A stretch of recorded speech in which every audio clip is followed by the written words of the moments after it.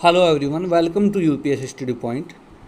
राष्ट्रीय आय एवं योग्यता आधारित छात्रवृत्ति परीक्षा के लिए हमने जो सभी विषयों की सीरीज चला रखी है उससे के अंतर्गत हमने इतिहास की सीरीज को समाप्त कर दिया था, जिसकी 3 से 4 वीडियो चैनल पर डली हुई हैं। उसके बाद हम ये भूगोल की सीरीज चला रहे हैं। इसमें हमने आपको 200 क्वेश्चन प्रोवाइड करा दिए थे। आज हम 201 क्वेश्चन से स्टार्ट करते हैं। अगर आप राष्ट्रीय आय एवं योग्यता आधारित छात्रवृत्ति परीक्षा की तैयारी कर रहे हैं तो आप हमारे व्हाट्सएप ग्रुप से जुड़ सकते हैं। व्हाट्सएप ग्रुप का लिंक आपको डिस्क्रिप्शन में मिल जाएगा। तो चलिए स्टार्ट करते हैं। Question number 1। क्वेश्चन नंबर 201 है, रेलगाड़ी के इंजन कहाँ बनाए जाते हैं? तो देखिए, रेलगाड़ी के इंजन 2 जगह बनते हैं। एक तो चितरंजन में जो पश्चिम बंगाल में है और एक वाराणसी उत्तर प्रदेश में। दूसरा क्वेश्चन है, रेलगाड़ी के जो डिब्बे हैं वे कहाँ बनाए जाते हैं? तो रेलगाड़ी के डिब्बे श्री पेरम्बदूर में तमिलनाडु में है और कपूरथला पंजाब में। वहाँ पर आपको ऑप्शन में इनसे एक ऑप्शन मिल सकता है कि रेलगाड़ी के डिब्बे कहाँ बनाए जाते हैं, तो उसमें आपको पेरम्बदूर और कपूरथला में से एक ऑप्शन मिलेगा। ऐसे ही इंजन अगर पूछा जाएगा तो उनके लिए भी चितरंजन या वाराणसी एक ऑप्शन मिलेगा। क्वेश्चन नंबर 203 देखते हैं, भारत का प्रथम तेल शोधक कारखाना कहाँ स्थित है? तो सबसे पहले डिगबोई असम में तेल शोधन कारखाना लगा था। उसके बाद 204 जीटी रोड अर्थात ग्रांड ट्रक रोड राजमार्ग का निर्माण किस शासक ने करवाया था? तो शेर शाह सूरी ने करवाया था। नेक्स्ट क्वेश्चन, वर्तमान समय में जीटी रोड कहाँ से कहाँ तक विस्तृत है? तो जीटी रोड जो है वो आपका अमृतसर से लेकर के कोलकाता के बीच है। भारत का सबसे लंबा राष्ट्रीय राजमार्ग कौन सा है? तो राष्ट्रीय राजमार्ग जो है 7 या हम इसे NH7 यानी कि नेशनल हाईवे, ये सबसे लंबा राष्ट्रीय राजमार्ग है। क्वेश्चन नंबर 207, देश के 4 महानगरों दिल्ली, मुंबई, कोलकाता, चेन्नई को जोड़ने वाले महानगर का क्या नाम है? तो ये है स्वर्णिम चतुर्भुज। क्वेश्चन नंबर 208, भारत में पहली रेलगाड़ी कब चली? Very important question. भारत में जो पहली रेलगाड़ी है वह सन 1853 में चली। अब जो पहली रेलगाड़ी थी वह कहाँ से कहाँ तक चली? तो भारत में पहली रेलगाड़ी मुंबई से ठाणे के बीच 34 किलोमीटर चली। क्वेश्चन नंबर 210, भारत में पहली हवाई जहाज़ की उड़ान कहाँ से कहाँ तक हुई? तो देखिए 1911 में इलाहाबाद से नैनी के बीच, इलाहाबाद के पास है नैनी, जहाँ से हमारा मानक समय तय किया गया है, वहाँ तक जो है पहली उड़ान हुई थी। क्वेश्चन नंबर 211, भारत में पहली हवाई जहाज़ की उड़ान कब हुई? तो अभी मैंने आपको बताया कि 1911 में। क्वेश्चन नंबर 212 है, जब कोई देश अपनी आवश्यकता की वस्तु को, देखिए आवश्यकता अगर किसी देश को किसी वस्तु की है और वह उस देश में उपलब्ध नहीं है, किसी दूसरे देश से खरीदता है, तो उसको क्या कहा जाता है? तो उसको आयात कहा जाता है। क्वेश्चन नंबर 213, जब कोई देश आवश्यकता से अधिक वस्तु को किसी अन्य देश को बेच देता है तो उसे वह निर्यात कहता है। जब हमारे देश में अगर कोई वस्तु आवश्यकता से अधिक पैदा होगी तो हम उसे दूसरे देश में निर्यात कर देते हैं। क्वेश्चन नंबर 214, भारत में डाक प्रणाली की शुरुआत कब हुई? तो 1766 में। WTO की फुल फॉर्म क्या है? तो देखिए विश्व व्यापार संगठन WTO कहलाता है। 216 है, कंप्यूटर के जन्मदाता किसे कहा जाता है? तो चार्ल्स बेबेज, ये कंप्यूटर के जन्मदाता है। Very important question. और ये अगला क्वेश्चन भी खास है, WWW का विस्तारित रूप क्या है? आपको पता है कि हम जब भी कोई साइट खोलते हैं तो उससे पहले लिखा हुआ है www. तो WWW का जो रूप है वह है, एक W से बनेगा वर्ल्ड, दूसरे से वाइड और तीसरे से web, world wide web. Question number 218, जनसंख्या की दृष्टि से विश्व का सबसे बड़ा देश कौन सा है? तो सबसे अधिक जनसंख्या चीन में है और दूसरे नंबर पर हमारा भारत। जनसंख्या की दृष्टि से भारत का कौन सा स्थान है? दूसरा। यदि हम क्षेत्रफल की बात करें 220 क्वेश्चन में, तो क्षेत्रफल की दृष्टि से विश्व का सबसे बड़ा देश कौन सा है? तो रूस है। और क्षेत्रफल की दृष्टि से भारत का कौन सा स्थान है? तो 7वां स्थान है। देखिए, जनसंख्या में हमारा दूसरा और क्षेत्रफल में हमारा 7वां स्थान है। क्वेश्चन नंबर 222, वर्ष 2011 के अनुसार भारत की जनसंख्या कितनी है? तो देखिए, वर्ष 2011 के अनुसार 121 करोड़ है। इस समय यदि देखा जाए तो 125 करोड़ के आसपास जनसंख्या है, लेकिन हम क्योंकि SCERT की आपकी बुक में दिया हुआ है 121 करोड़। वर्ष 2011 की जनगणना के अनुसार भारत का लिंगानुपात कितना है? तो वर्ष 2011 की जनगणना के अनुसार भारत का लिंगानुपात 943, अर्थात 1000 अगर पुरुष हैं तो 943 स्त्रियां हैं। क्वेश्चन नंबर 224 है आपका, वर्ष 2011 की जनगणना के अनुसार भारत की कितने प्रतिशत संख्या साक्षर है, अर्थात कितने प्रतिशत लोग पढ़े लिखे हैं? तो देखिए 73% लोग 2011 के अनुसार, 2011 में जनगणना हुई थी, उसके बाद अभी तक कोई जनगणना नहीं हुई। क्वेश्चन नंबर 225 है, प्रति वर्ग किलोमीटर क्षेत्र में निवास करने वाले व्यक्तियों की संख्या को क्या कहा जाता है? तो उनको कहते हैं जनसंख्या घनत्व। क्वेश्चन नंबर 226, रूस में घास के मैदानों को क्या कहा जाता है? तो स्टेपी कहा जाता है। और उत्तरी अमेरिका के जो घास के मैदान हैं उनको प्रेरी प्रदेश कहा जाता है। घास के मैदान से एक क्वेश्चन आ सकता है, वेरी इंपॉर्टेंट क्वेश्चन है। क्वेश्चन नंबर 228, भारत की जलवायु कैसी है? तो भारत की जलवायु मानसूनी जलवायु है। और 229 पे है, सुनामी किस भाषा का शब्द है? तो सुनामी जापानी भाषा का शब्द है। सुनामी आती हैं समुद्र में, जिससे काफ़ी हानि पहुंचती है तटों पर। क्वेश्चन नंबर 230, अमेरिका में चक्रवात को क्या कहा जाता है? देखिए चक्रवात भी वेरी इंपॉर्टेंट है, बहुत अच्छे क्वेश्चन है चक्रवात से संबंधित। जो तेज़ हवाई चक्रवात चलती हैं अमेरिका में, इनको हरिकेन कहते हैं। चीन में चक्रवात को क्या कहा जाता है? तो टाइफून कहते हैं। जापान में चक्रवात को क्या कहा जाता है? तो टैफू कहते हैं जापान में। और ऑस्ट्रेलिया में होता है विली विली, ये ऑस्ट्रेलिया का भी आ जाता है। और आपका टाइफून या हरिकेन भी आ जाता है। तो आपके लिए जितने भी वीडियो में क्वेश्चन डाले गए हैं वेरी इंपॉर्टेंट है और आप ही की बुक से लिए गए हैं।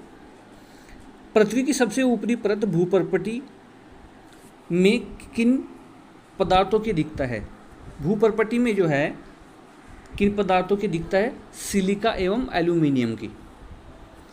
इसको हम सियाल भी कह देते हैं, सिलिका और एल्यूमिनियम को मिला करके सियाल का नाम भी दे देते हैं। कभी कभी वहाँ सियाल भी लिखा हुआ आ सकता है। क्वेश्चन नंबर 235, पृथ्वी के मध्य की परत मेंटल में किन पदार्थों की अधिकता है? तो देखिए ये है आपका सिलिका और मैग्नीशियम की। हम इसको सीमा भी कहते हैं, सी से सियाल और मैग्नीशियम का होता है माँ, हम इसको सीमा भी कह देते हैं। कभी कभी वहाँ सीमा भी लिखा हुआ आ सकता है।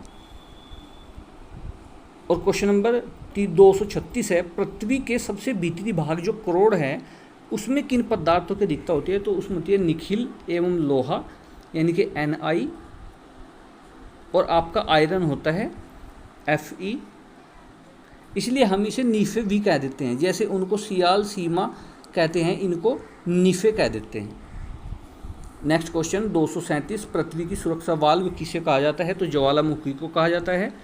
तो पृथ्वी के अंदर भाग में जब गर्म पिघला हुआ जो पदार्थ होता है, जब वह पदार्थ पृथ्वी के अंदर होता है तब तक वह मैग्मा कहलाता है।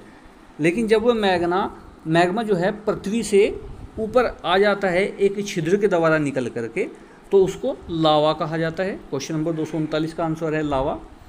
क्वेश्चन नंबर 240, ये आ जाता है क्वेश्चन कि ग्रेनाइट किस प्रकार की चट्टानें हैं? तो आग्नेय चट्टानें हैं। या क्वेश्चन को अगर घुमाकर पूछे तो वे पूछ सकते हैं कि आग्नेय चट्टान का कोई एक एग्जाम्पल बताइए, उदाहरण दीजिए, और आपको 4 ऑप्शन दिए गए हैं, तो उसमें एक आपको ग्रेनाइट भी लिखा हुआ मिलेगा। 241 देखते हैं, बलुआ पत्थर और चूने का पत्थर ये किस प्रकार की चट्टानें हैं? तो ये परतदार या अवसादी चट्टानें हैं, अर्थात अवसाद से बनी हुई हैं। संगमरमर किस प्रकार की चट्टान है? तो रूपांतरित है। जो सफ़ेद संगमरमर है जिससे ताजमहल बना हुआ है वह एक प्रकार की रूपांतरित चट्टान है, रूपांतरित शैल है। ग्रेफाइट और हीरा किस प्रकार की चट्टानें हैं? तो देखिए ग्रेफाइट और हीरा रूपांतरित हैं। उसके बाद आते हैं आपके उच्चावच। प्रथम श्रेणी के उच्चावच कौन से हैं? तो महाद्वीप और महासागर हैं। द्वितीय श्रेणी के उच्चावच कौन से हैं? तो आपके पर्वत, पठार और मैदान जो है आपके द्वितीय श्रेणी के उच्चावच हैं। तृतीय श्रेणी के उच्चावच कौन से हैं? तो ये हैं आपके टीले, नदी घाटियाँ और डेल्टा, ये आपके तृतीय श्रेणी के उच्चावच हैं। नेक्स्ट क्वेश्चन 247 में देखते हैं, हिमालय पर्वत किस प्रकार के पर्वतों की श्रेणी में आता है? तो आपका वहाँ पर ऑप्शन में वलित पर्वत आएगा, तो वलित पर्वत हिमालय पर्वत की श्रेणी में आता है। यह हिमालय पर्वत जो है वलित पर्वत की श्रेणी में आता है। 248 भारत का एकमात्र सक्रिय ज्वालामुखी कहाँ पर है? तो हमारे भारत देश में अंडमान निकोबार द्वीप समूह में बैरन द्वीप पर एक ज्वालामुखी है, इसको बैरन ही कहते हैं ज्वालामुखी का नाम भी। ये एक सक्रिय ज्वालामुखी है, सक्रिय जो हमेशा जिससे जो है लावा निकलता रहता है। 249 देखते हैं, किस महाद्वीप का अधिकांश भाग पठार है? तो अफ्रीका महाद्वीप।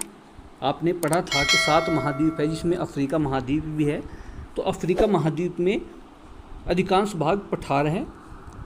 क्वेश्चन नंबर 250, पृथ्वी पर अपेक्षाकृत उच्च एवं चौरस स्थल रूप क्या कहलाते हैं? तो पठार कहलाते हैं। क्वेश्चन नंबर 251, क्वेश्चन नंबर 251 है, हिमालय, आल्प्स, रॉकीज और एंडीज किस प्रकार के पर्वत हैं? आपने अभी अभी पढ़ा था कि हिमालय वलित पर्वत है, लेकिन अगर वहाँ हिमालय नहीं आ पाया और वहाँ पर दे दिया कि वलित पर्वत का उदाहरण कौन सा है, उसमें आल्प्स भी आएगा आपका, रॉकीज, एंडीज, तो आपको याद कर करके जाना है कि हिमालय, आल्प्स, रॉकीज और एंडीज ये पर्वत भी जो हैं वलित पर्वत ही हैं। क्वेश्चन नंबर आपका 252, ज्वालामुखी के छिद्र को क्या कहते हैं? अर्थात जो लावा होता है, जो मैग्मा होता है अंदर पृथ्वी के, जब वो बाहर निकलता है तो एक छिद्र से निकलता है विस्फोट की आवाज़ में, और उस छिद्र को हम वीवर या क्रेटर कहते हैं। होता क्या है कि जब ये छिद्र के द्वारा लावा बाहर निकल जाता है तो ये छिद्र इतना बड़ा होता है कि यहाँ पर जब बरसात के मौसम में बरसात होती है तो यहाँ झील का निर्माण हो जाता है, जिसे हम क्रेटर झील भी कह देते हैं। क्रेटर झील का निर्माण हो जाता है। नेक्स्ट क्वेश्चन, क्वेश्चन नंबर 253 देखते हैं, एटना एवं स्ट्राम्बोली ज्वालामुखी कहाँ है? तो ये इटली में है, दोनों ही ज्वालामुखी इंपॉर्टेंट है। और वेरी इंपॉर्टेंट क्वेश्चन है आपका, भूमध्य सागर का प्रकाश स्तंभ किसे कहा जाता है? तो स्ट्राम्बोली जो ज्वालामुखी है इसे भूमध्य सागर का प्रकाश स्तंभ कहा जाता है, क्योंकि इस ज्वालामुखी से जो लावा निकलता रहता है वह इतना गर्म होता है, इतना तेज होता है, उसे इतना प्रकाश निकलता रहता है कि प्रकाश ये आपका जहाँ पर ये निकलता है उसके चारों ओर प्रकाश फैला हुआ रहता है। फ्यूजियामा ज्वालामुखी कहाँ स्थित है? वेरी इंपॉर्टेंट, जापाल में है। 256, जलवायु विस्फोट के कारण समुद्र में जल उबलने लगता है, इसे क्या कहा जाता है? तो ये बड़वानल कहलाता है, बड़वानल। देखिए, जब ज्वालामुखी फटता है और लावा गर्म होता है तो उसके कारण समुद्र का जल गर्म होता है, उबलता है, जिसे बड़वानल कहते हैं। या कभी कभी समुद्र में लगने वाली आग, इस प्रकार के क्वेश्चन भी आ जाता है, उसको भी हम बड़वानल की संज्ञा देते हैं। क्वेश्चन नंबर 257, जब पृथ्वी की सतह पर अचानक कंपन होता है तो उसे क्या कहते हैं? ये भूकंप होता है। 258, भूकंप की तीव्रता को किस पैमाने पर मापा जाता है? तो रिएक्टर पैमाना, रिएक्टर की स्केल पर हम भूकंप की तीव्रता को मापते हैं। क्वेश्चन नंबर 259, पृथ्वी के अंदर जहाँ से कंपन उत्पन्न होता है उसे क्या कहा जाता है? भूकंप उद्गम केंद्र या फोकस।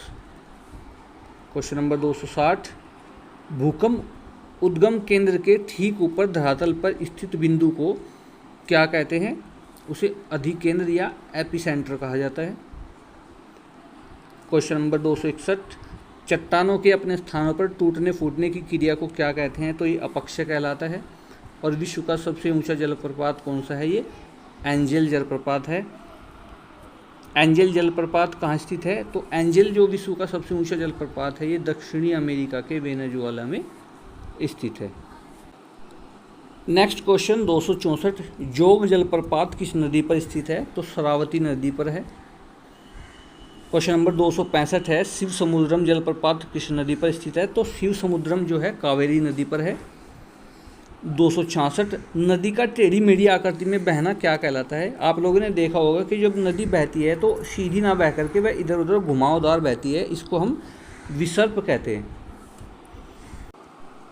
क्वेश्चन नंबर 267, संसार का सबसे बड़ा डेल्टा सुंदरवन कौन सी दो नदियाँ बनाती है? तो ये ब्रह्मपुत्र और गंगा नदी बनाती है, क्योंकि ब्रह्मपुत्र और गंगा नदी अपने साथ बहा करके जो अवसाद, मिट्टी, कूड़ा करकट, पेड़ पौधे लाती है तो उनको जो है इकट्ठा करती रहती है, तो यहाँ मुहाने पर इकट्ठा हो जाती हैं और नदियाँ बराबर से निकल जाती है। तो ये बहुत बड़े एरिया में आपका जो है अवसाद इकट्ठा हो जाता है। यहाँ पर बहुत से वन भी हैं, यहाँ पेड़ पौधे हैं, तो ये डेल्टा होता है और ये ब्रह्मपुत्र और गंगा नदी बनाती है, जो कि विश्व का सबसे बड़ा डेल्टा है। क्वेश्चन नंबर 268, बालू के टीले को क्या कहा जाता है? तो बालू का स्तूप कहा जाता है। पर्वतीय क्षेत्रों में गहरी शंकरी घाटी को क्या कहते हैं? तो ये गार्ज कहलाती है। 270, उल्कापात की घटना वायुमंडल की कौन सी परत में होती है? तो उल्कापात जो तारे टूटते हैं आप देखते हैं तो ये मध्यमंडल में होता है। नेक्स्ट क्वेश्चन 271, रेडियो एवं टेलीविज़न के प्रसारण के लिए रेडियो तरंगे पृथ्वी की कौन सी परत से परावर्तित होती है? तो ये वायुमंडल की परत है। ये आयन मंडल, वायुमंडल की जो परत है वहाँ से जो है टेलीविज़न और रेडियो के लिए प्रसारण की जो रेडियो तरंगे हैं में परावर्तित होती है। वायुमंडल तथा पृथ्वी की ऊष्मा का प्रधान स्रोत क्या है? तो देखिए, वर्ल्ड में, दुनिया में, विश्व में ऊष्मा का एक ही स्रोत है, वह है सूर्य। 273, वायुमंडलीय दाब किस यंत्र के द्वारा मापा जाता है? तो बैरोमीटर के द्वारा वायुमंडलीय दाब मापा जाता है। और वायु दाब जो है आपका, ये मिलीबार इकाई में मापा जाता है। जिस प्रकार हम तापमान को थर्मामीटर से नापते हैं लेकिन उसकी इकाई होती है डिग्री सेल्सियस, वैसे ही हम वायु दाब को बैरोमीटर में मापते हैं लेकिन इसकी इकाई होती है मिलीबार। 275, कम दबाव वाली पेटी को क्या कहा जाता है? तो शांत पेटी या डोलड्रम। क्वेश्चन नंबर 276, वायुमंडल में उपस्थित जलवाष्प को क्या कहते हैं? तो आर्द्रता कहते हैं। क्वेश्चन नंबर 270 है, आर्द्रता को किस यंत्र के द्वारा मापा जाता है? तो ये आपका है आर्द्रता मापी, अर्थात हाइग्रोमीटर। ये हाइड्रो नहीं है, ये है हाइग्रोमीटर। हाइग्रोमीटर से जो है आर्द्रता मापी जाती है। क्वेश्चन नंबर 278, पवनों की दिशा में परिवर्तन लाने वाले बल को क्या कहा जाता है? तो ये है आपका कोरियालिस बल। 200 आपका देखते हैं 279, वायु का अपने मार्ग से विचलित होने की प्रक्रिया को क्या कहते हैं? तो विक्षेपण कहलाता है। 280, किसी स्थान विशेष में चलने वाली विशिष्ट हवाओं को क्या कहा जाता है? तो ये कहलाती हैं आपकी स्थानीय पवन। क्वेश्चन नंबर 281 है, चिनूक कहाँ के स्थानीय पवन है? तो चिनूक जो है अमेरिका के स्थानीय पवन है। और हरमटन कहाँ के स्थानीय पवन है? ये सहारा मरुस्थल की पवन है। सहारा मरुस्थल आपका अफ्रीका महाद्वीप में है। क्वेश्चन नंबर 283 है, समुद्र का जल, ये आपका मोड़ों पे लिखा हुआ है, मोड़ों के रूप में ऊपर नीचे होता है, क्या कहलाता है? तो तरंग कहलाता है। क्वेश्चन नंबर 284, समुद्र का जल दिन में 2 बार ऊपर नीचे चढ़ता और उतरता है, ये क्या कहलाता है? तो आप इसको कहेंगे ज्वार भाटा। क्वेश्चन नंबर 285, ज्वार भाटा किस कारण होता है? तो देखिए, ज्वार भाटा जो होता है वह पृथ्वी पर सूर्य और चंद्रमा की आकर्षण शक्ति के कारण होता है। और अगर कभी आ जाए कि सूर्य और चंद्रमा की आकर्षण शक्ति में से किसकी शक्ति अधिक लगती है, तो चंद्रमा की आकर्षण शक्ति पृथ्वी पर अधिक लगती है। क्वेश्चन नंबर 286, जब सूर्य, पृथ्वी और चंद्रमा तीनों एक ही शीद में आ जाते हैं, जब ये तीनों एक ही शीद में आते हैं तो कैसा ज्वार उत्पन्न होता है? दीर्घ ज्वार, या हम वृहद ज्वार भी कहते हैं। गल्फ स्ट्रीम कैसी जलधारा है? तो गल्फ स्ट्रीम जो है आपकी गर्म जलधारा है और लैब्राडोर आपकी ठंडी जलधारा है। वहाँ पर आपको क्वेश्चन घुमा करके पूछ सकते हैं कि गर्म जलधारा कौन सी है? तो गल्फ स्ट्रीम है। और ठंडी जलधारा कौन सी है? तो लैब्राडोर है। क्वेश्चन नंबर 289, महासागर में औसतन खारापन कितना होता है? तो 35 भाग प्रति हज़ार जो है खारापन होता है, वहाँ पर 35 भाग लिखा हुआ आएगा या फिर आपका वहाँ पर 35% लिखा हुआ आएगा। क्वेश्चन नंबर 290 है, विश्व की सबसे अधिक खारी पानी की झील कौन सी है? तो वान झील। वान झील जो है आपकी तुर्की में है। तुर्की की जो है वान झील सबसे अधिक खारे पानी की झील है। क्वेश्चन नंबर 291, विश्व का सर्वाधिक लवणता वाला सागर कौन सा है? तो मृत सागर, इसमें सबसे अधिक लवणता है। और विश्व का सबसे ऊंचा ज्वार कहाँ आता है? तो फंडी की खाड़ी, ये आपकी कनाडा में है। फंडी की घाटी में सबसे ऊंचा ज्वार आता है।